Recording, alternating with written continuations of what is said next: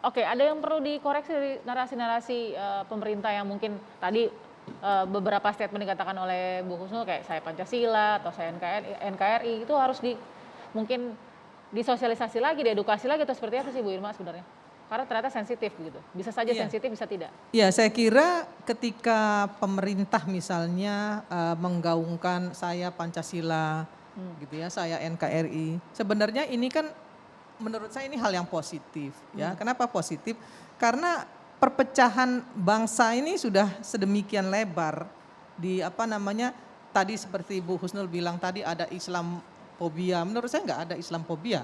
Karena Indonesia ini 90% Islam. Masa orang Islam fobia dengan Islam sendiri? Saya kira itu nggak benar. Tidak ada, saya. Maksudnya tidak pernah ada? Nggak ada Islamfobia itu nggak ada. Karena 90% penduduk Indonesia ini Islam. Islamofobia, Bu. Ya itu urusannya Bu Husnul, itu pendapat Bu Husnul. Tapi menurut saya, enggak, faktanya gimana? Ada. Banyak sekali ya itu tadi bahwa. Ya nggak apa-apa, Bu Husnul. Bahwa kan, dari mulai Bu Husnul, agama dilarang, gini loh Bu Husnul. Islam. Kemudian Islam ya 411, 212, kemudian saya Pancasila artinya kalau Anda apa? Ini kan persoalan penggunaan narasi-narasi yang kemudian memojokkan kelompok agama. Kalau diakui bahwa 90% the most populous Muslim country in the world, kenapa enggak dengan musyawarah? Itu kan menurut Bu Husnul, ya Bu Husnul yang memihak kepada 212 dan lain-lain yang berjilid-jilid itu. Tapi bagi saya, yang saya perjuangkan bahwa NKRI ini final, saya bilang itu enggak ada. Kenapa 90% penduduk Indonesia ini Islam, kok masa Islam memusuhi Islam? Logika berpikirnya enggak Jadi yang dimusuhi itu. Kemarin semua keributan itu adalah apa yang dimusuhi? Politik, kekuasaan, semua ingin mengambil kekuasaan itu melalui cara-cara mereka masing-masing. Ya, yang oposisi pengen berkuasa. Kemudian yang di luar oposisi juga yang ingin memanfaatkan itu juga pengen berkuasa. Pemerintah juga kepingin berkuasa. Kan itu.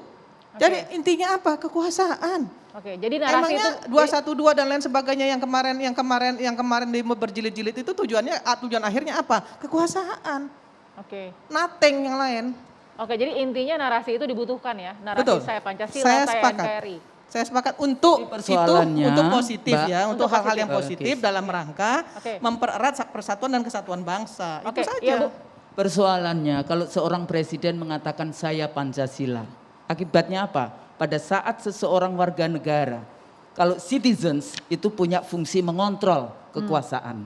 Kalau penduduk dia dilindungi oleh negara. Nah kalau kemudian dikatakan saya Pancasila, terus kita berbeda pendapat dengan presiden, akibatnya kemudian mendapatkan stigma bahwa Anda nggak Pancasilais. Itu persoalannya. Makanya kalau ngomong mestinya bukan saya Pancasila, saya Pancasilais.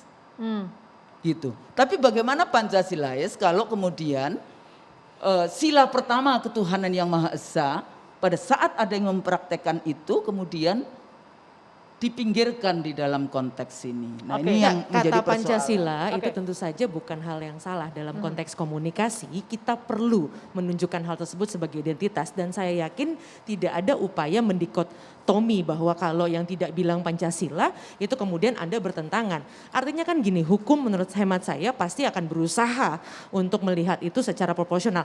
Kalau yang salah ya ditempatkan pada yang salah. Tidak ada hubungannya dengan label Pancasila atau non Pancasila. Itu kan sebagai cara kampanye untuk kembali mengingatkan. Karena berita-berita yang tidak bertanggung jawab seperti isu-isu komunis dan sebagainya itu kan terus menyerbu. Jadi artinya ini adalah bagian dari cara merefresh kembali, mengingatkan kembali dengan bentuk kampanye. Dan tidak ada yang salah dan itu sebetulnya diksi-diksi yang dipilih oleh Devi itu juga sebetulnya siapa yang kau katakan itu? Apakah kelompok Islam?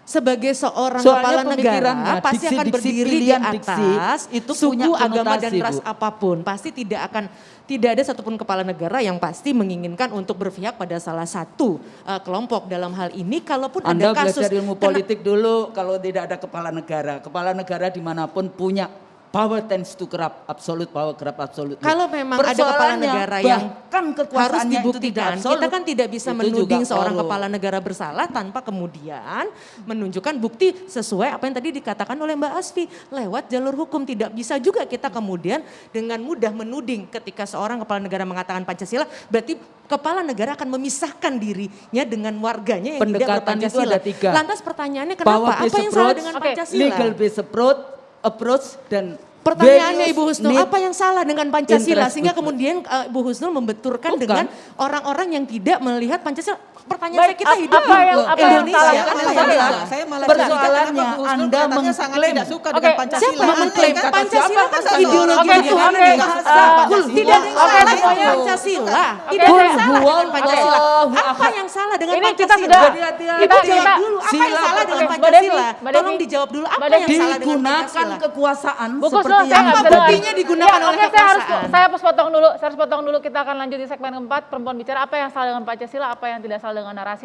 Pancasila. Sesaat lagi. Tetap di Perempuan Bicara.